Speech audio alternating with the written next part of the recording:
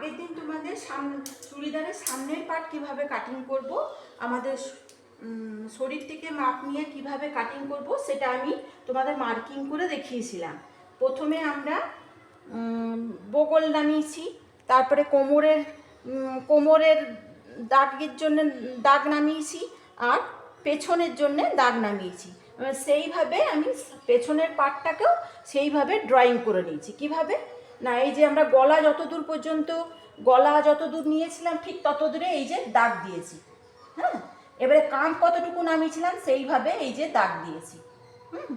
এইবারে দেখায় যে এইখানে যেমনভাবে বগল নামিয়েছিলাম ঠিক সেইভাবেই বগল এই পর্যন্ত নামিয়েছি। তারপরে এই যে শেপটা দিয়েছি, এই যে এইখান দিয়ে শেপটা দিয়েছি, সেই অনুযায়ী আমি এই যে দাগ দিয়ে নিয়েছি। পুরো এইখান পর্যন্ত দাগ দিয়ে নিয়েছি। যতদূর পর্যন্ত আমাদের নিচের যতদূর পর্যন্ত আমাদের ঝুল ততদূর পর্যন্ত আমি সোজা দাগ দিয়ে নিয়েছি। এই সামনের পার্ট বরাবর পিছনের পার্টও করে, শুধু এক্ষেত্রে কি না গলা আর এই বগল এই দুটো শেপ আলাদা হবে। কেন না, গলা আমি সামনের গলা নেব ভি গলা, পেছনের গলা নেব গোল গলা। কাজেই এই সামনের গলাটা কেটেছি, এবার পেছন গলাটা কিভাবে গোল করে কাটবো সেটা দেখাবো, কিভাবে ড্রয়িং করে তারপরে কাটবো। এবার তোমাদের দেখায় যে বগল কাটার সময় সামনের পার্ট যখন কেটেছিলাম তখন আমরা নিয়েছিলাম 1 ইঞ্চি, বগলের যে ড্রয়িং করেছিলাম তাতে নিয়েছিলাম 1 ইঞ্চি, কিন্তু যখন পেছনের পার্ট কাটবো তখন নিতে হবে ঠিক এই দাগের থেকে 1.5 ইঞ্চি। এই 1.5 ইঞ্চিতে দাগ কাটতে হবে। 1.5 ইঞ্চিতে দাগ কেটে এই দেখো 1.5 ইঞ্চিতে দাগ কেটে এই ভেতর দিয়ে সামনের পার্টটা ছিল ভেতর দিয়ে আর পেছনের পার্ট হবে বাইরে দিয়ে, ঠিক এর থেকে 2 সুত বাইরে দিয়ে বেরোবে। এই যে এইভাবে তোমাদের দাগটা দিতে হবে। এইভাবে দিয়ে এইখানে মিলে যাবে, এইভাবে যে মিলে যাবে। এই হলো বগলের শেপ, পেছনের পাটে বগলের শেপ। এবারে গলার শেপ কীভাবে দেবো না, একই রকম আমরা গলার মাপ নিয়েছিলাম, পেছন পাট সামনের পাট একই নিয়েছিলাম। আমি সেই জন্য এইখানে কি করেছি না, এইখানে দাগ দিয়ে নিয়েছি আর এইখানে এই দাগটা দিয়ে নিয়েছি। এবারে কি করব না, এইখানে কত আছে 3 ইঞ্চি আছে, 3 ইঞ্চি আছে, ঠিক এইখানেও আমি 3 ইঞ্চি দাগ দিয়ে নিলাম, চৌকো একটা বক্স করে নিলাম। তারপরে সেই চৌকো বক্সের মধ্যে আমি এরকম করে গোল একটা দাগ দিয়ে নিলাম। এবারে আমি কাটিং করব। এবারে কাটিংটা তোমাদের দেখাই কিভাবে আমি কাটিংটা করব। দেখো, এই ঝুলের দিক থেকে কাটিংটা শুরু করতে হবে। এই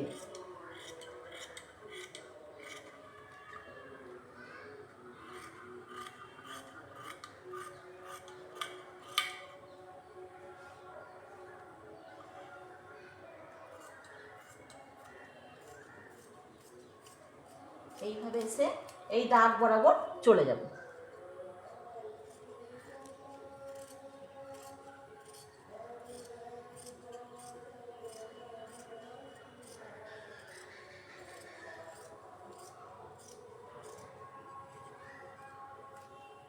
বগলের কাছ দিয়ে এই শেপে বরাবর আমি কাটবো।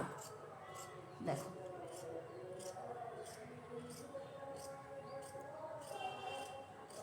কাঁধের শেপের জন্য যে দাগটা দিয়েছিলাম সেই পর্যন্ত যেয়ে এই যে কাঁধের শেপ দেব। এই যে কাঁধের শেপ দিলাম। এবারে গলাটা কাট, গলা কাটা দেখাচ্ছি, গলাটা কিভাবে শেপ অনুযায়ী কাটবো।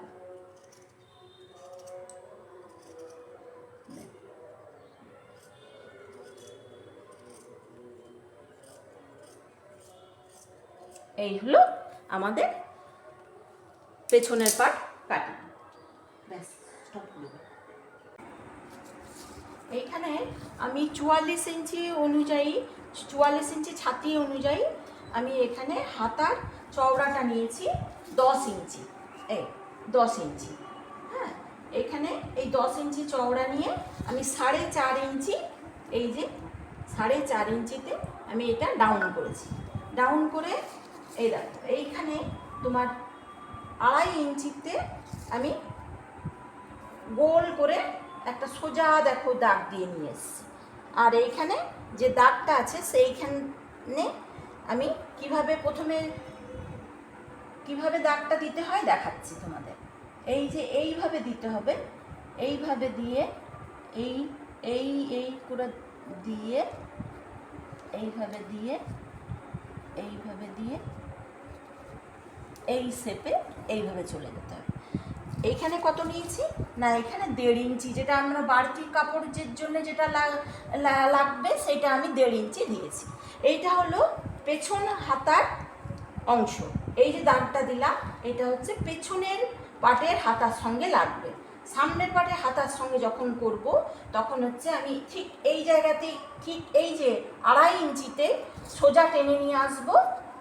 সোজা টেনে নিয়ে এসে এইবারে আমি কি করব না, এইখান থেকে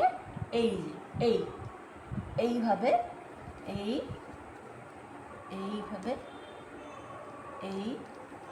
এইভাবে আমি এইটার সঙ্গে মিশিয়ে দেবো। হ্যাঁ, এই হচ্ছে পেছনের পাটের হাতার কিভাবে কাটতে হয় সেটা, আর এইটা হচ্ছে সামনের পাটের হাতা কিভাবে কাটতে হয় সেটা ড্রয়িং করলাম। এবারে দেখো,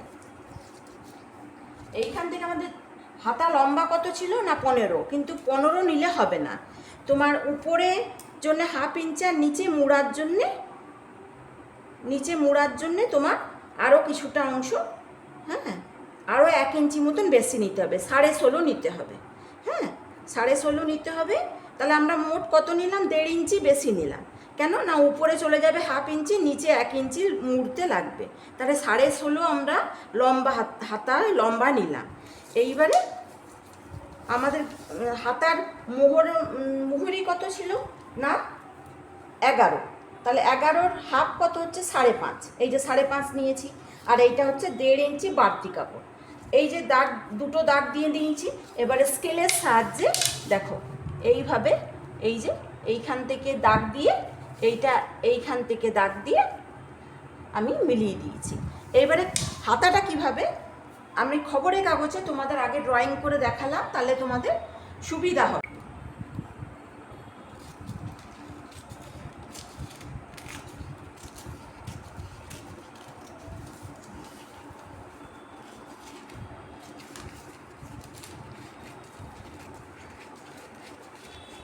তোমরা এইরকম খবরের কাগজের উপরেও ড্রয়িং করে নিতে পারো। তারপরে প্রথমে সামনের পার্ট এবং তারপরে পেছনের পার্টে ড্রয়িং করে তারপরে তোমরা কাপড়ের উপরে কাটতে পারো। হ্যাঁ, তাহলে ভুল হওয়ার সম্ভাবনাটা কম থাকে। কিন্তু ঝুলটা যেহেতু আমাদের লম্বাটা আমরা যেহেতু খবরের কাগজে পেলাম না, সেই জন্য আমি কাপড়ে দেখালাম।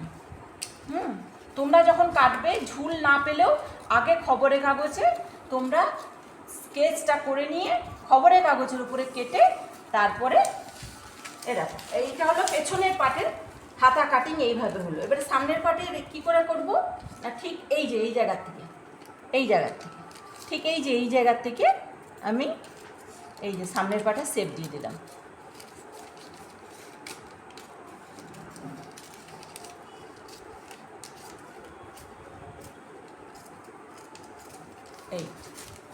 এই হয়ে গেল হাতা কাটিং।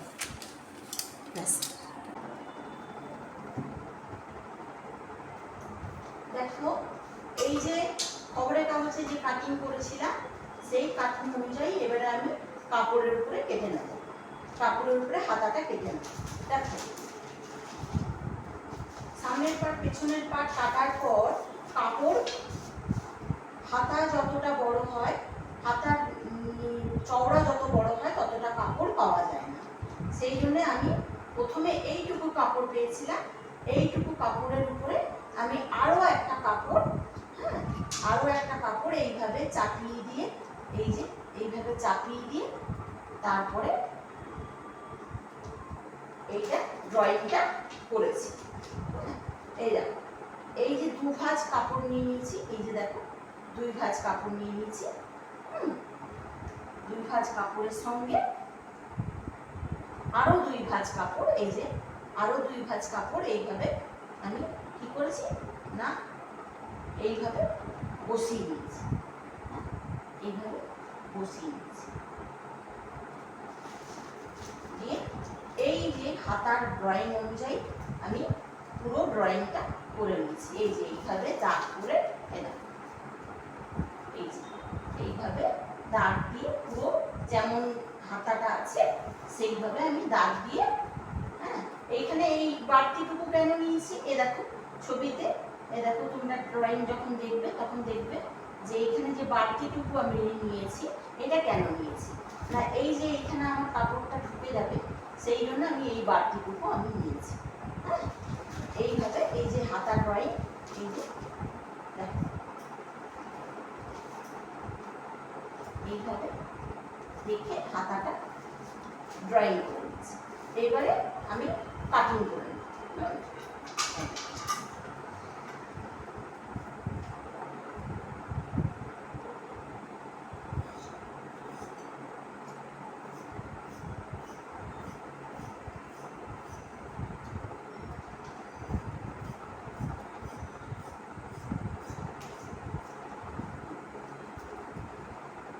শুধু পেছনের পাটের শেপটা কিন্তু এখন দেব, এখন সামনের পাটের শেপটা কিন্তু দেব না, হ্যাঁ। যখন আমরা সেলাই করব তখন সামনের পাটের শেপটা দিয়ে তারপরে সেলাই করব। এই হচ্ছে হাতাটা, বুঝতে পারলে? এই হাতা, এই যে হাতা,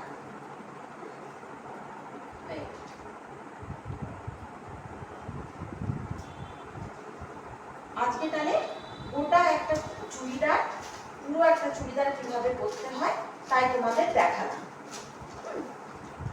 চুড়িদার কিভাবে কাটিং করতে হয়, সামনের পাট পেছনের পাট আর এই হাতা কাটিং করে তোমাদের দেখালাম।